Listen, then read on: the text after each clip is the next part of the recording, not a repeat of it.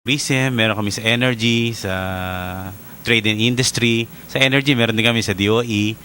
At actually, sila yung nag-initiate nung exhibits sa trade, sa World Trade ba to? And then, through Power Trends. So, magkakaroon doon ng mga exhibits, mga technologies, green technologies. At the same time, Madam Cora, meron din tayong mga five side events.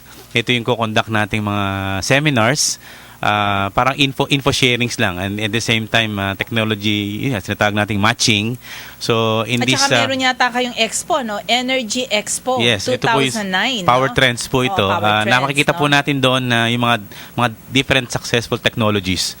So ito po pwede nating ma-adapt, mura, at the same time resource efficient, at saka low carbon. So actually ito po yung ating purpose, para mapakita natin sa ibang mga countries na may mga efforts din tayo, may mga successful projects din tayo, at may mga potentials. Libre yung conference meron kayong conference for the public. Yes. Libre yon. Actually libre po ito lahat. Libre yun. Libre lahat. Libre yung exhibition. So ito na ho yung pagkakataon. No? At yung kanila ay September, ulit nga yung date. September 9 to 11. 9 to 11. So next Sa PICC po next ito. week yun sa And PICC. Madam Cora, gusto ko lang inform din yung public natin, we also welcome walk-in. Okay. So to encourage yung ating mga kababayan Pati na mga mag-participate. estudyante, mga professors, ito na ho yung pagkakataon upang maintindihan nyo yung mga oportunidad, no? At saka ito po, Madam Cora, itong maganda rito, ito yung unang conference natin, first conference of its kind.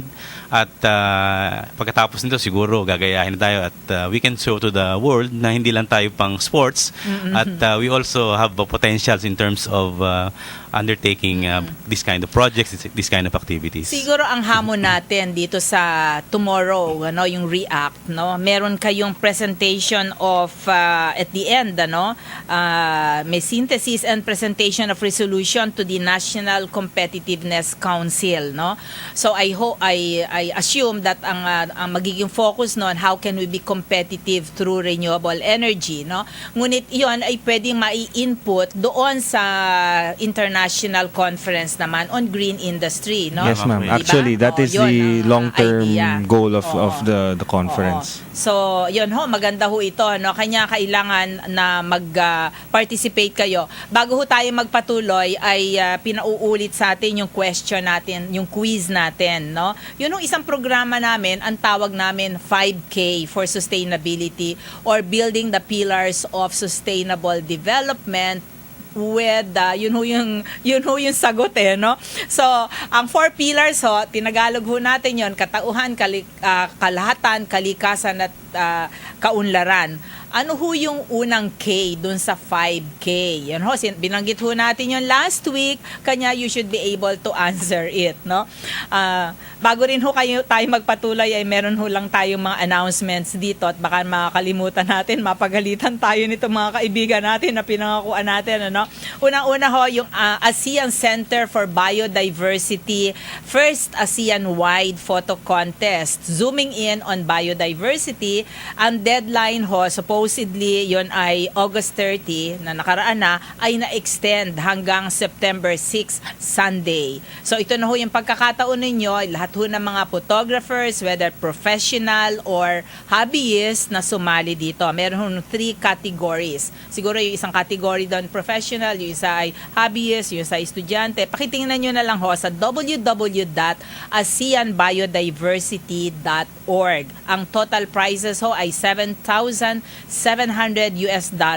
at yung mga first placers in the 3 categories ay mayroon pang free trip to Singapore sa October 2009, kasi ho gaganapin yung ASEAN Conference on Biodiversity sa Singapore. So sumali ho kayo dito, no? Ako ho dati sumasali sa mga ganyan, ngunit wala na ho tayong time, ano? Ito naman ho ay sa September 12 naman gaganapin, Power to Lead, no? Dinidiscuss natin yung, tinatalakay natin yung energy, ito another way, another power. Maging malakas at makiisa sa pagbabago ng iyong kapaligiran, at sa pamamagitan nito ay ang mas mahigit pang pagpapahalaga at disiplina sa sarili at sa iyong mga pananaw, estilo at kilos. Matutuhang maging responsable sa iyong buhay. So power to lead must come from within. Samahan kami sa Power to Lead September 12 sa Sabado ho 46 p.m. sa Brahma Kumaris Meditation Center, 34 Henry Street, corner Kamuning Road, Quezon City.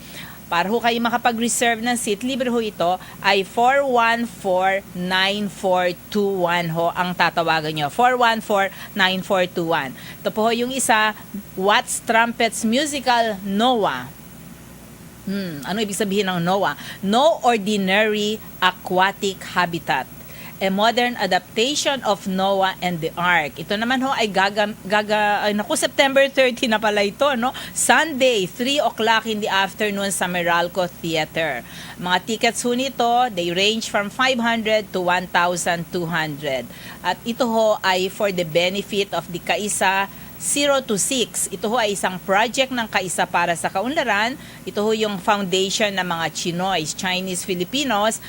It's a national volunteering program to care for and develop Filipino children from conception to age 6. Para ho kayo makapag-reserve ng ticket, ako nag-reserve na dito at ako ipupunta, syempre, ay tumawag lang ho kayo sa 527-6083 or 527-6086 o kaya mag-text ho kayo kay Dini 0917-827-3124.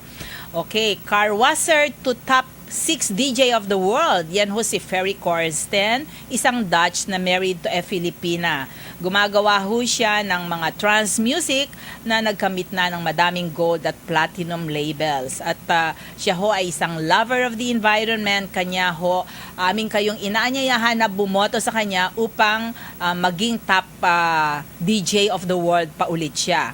Maaari ho kayong bumoto sa http://www.top100djs.net. Ang deadline ho ay September 23. Top DJ ho, married to a Filipina. Ito ho naman yung Earth Day Network Philippines. Nire-request tayo natin. Ano na nga bang nangyari dito, Attorney Leones? Itong El Nido Protected Area issue na nagkakaroon ng port, no? Capital dredging project in Barangay Buena Suerte na against ang mga local officials, si El Nido Mayor Coral and her constituents, at nananawagan sila kay Secretary Lito Atienza na i-cancel yung ECC dito sa dredging project. Ano bang nangyari nga dito? Actually, ito pong Madam Cora, itong ECC na to matagal na po na issue even before nung administration ni Secretary Lito Atienza. And in fairness to our Secretary, yung minute na nalaman niya itong ganitong issue, nag-instruct na agad siya sa EMB at tingnan kung ano talaga yung problema dito. So, iniimbestiga At ang maganda po rito ngayon, although ang ECC na issue, pero masayo po natin na stop po yung operation. Okay. Dahil ayaw po talaga ni Secretary Atienza na nagkakaroon ng ganitong mga problema, lalong-lalo na kung talaga nakakasira din po ng ating kalikasan. So, meron hong nangyayari naman, ano? Meron ho pa hong last announcement natin. October pa naman ho to. Ngunit maaari na kayong magpa-reserve ng seat. Yung Financial Executives Foundation in cooperation with Flor's Garden. Ito ho yung garden ni Flor Tariela, chair ng PNB, who's moonlighting as a farmer or as a gardener, ano? Natural Farming Seminar. Nagaganapin ho sa October 24. Ang trainer ho is si Andre Lim, who is a 2009 Organic Farming Awardee. Kung gusto niyo magpa-reserve ng seat, ay mag-text na lang ho kayo sa amin, ano? Okay, lastly, bago tayo pumunta sa ating mga last statements from our guest, ay yung lucky listener natin for the week, no?